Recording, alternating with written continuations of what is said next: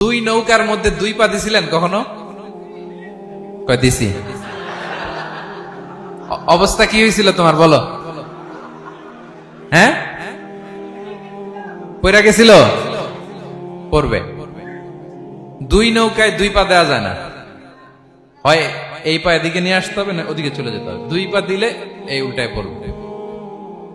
মুনাফিকদের স্বভাব এটা, দুমুখ সাপ, ডাবল স্ট্যান্ডার্ড মেনটেন করে, টু ফেসড পার্সোনালিটি এরা। যেদিকে বৃষ্টি ওদিকে ছাতা, উপরে ফিটফাট ভিতরে সদরঘাট। তাদেরকে যখন বলা হয় তোমরা ফাসাদ সৃষ্টি করো না, ওরা বলে আরে আমরাই তো ভালো। আল্লাহ বলে না, তোমরাই ফাসাদ সৃষ্টিকারী, তোমরা জানো না। তো এই ফিতনা ফাসাদকে আল্লাহ হত্যার চেয়েও জঘন্য বলেছেন। তিনি বলেছেন আল ফিতনাতু আকবারু মিনাল কতল। এই ফিতনা সৃষ্টি করা, সমাজে পণ্যের দাম বাড়ানো, কাঁচামরিচের দাম বাড়ানো, অন্যের হক নষ্ট করা, টিকিটের দাম বাড়ানো, মজুতদারি করা, সমাজের স্বাভাবিক সামাজিক রাজনৈতিক ভারসাম্য যারা নষ্ট করে, এগুলো সব মুফসিদুন। সব কি?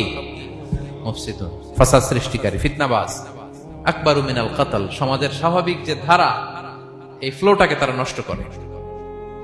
এবং ফাসাদের মাধ্যমে যদি কারো ক্ষতি করে, কাউকে কেউ হত্যা করে, সেজন্য গোটা বিশ্বের সবাইকে হত্যা করে। আল্লাহ বলেন মান কাতালা নাফসান বিগাইরি নাফসিন আও ফাসাদিন ফিল আরদি ফাকান্নামা কাতালান নাসা জামিআ। অন্যায়ভাবে ফাসাদের মাধ্যমে যখন কেউ কাউকে হত্যা করে, সেজন্য গোটা বিশ্বের সবাইকে হত্যা করে। আকবারু মিনাল কতল, ফিতনা এত বড় ভয়ঙ্কর পাপ। এই ফিতনার সাথে, ফাসাদের সাথে, ফাসাদ সৃষ্টি করা, বিশৃঙ্খলার সাথে আমাদের কোনো সম্পর্ক, কারণ ইসলাম শান্তির ধর্ম। কিসের ধর্ম?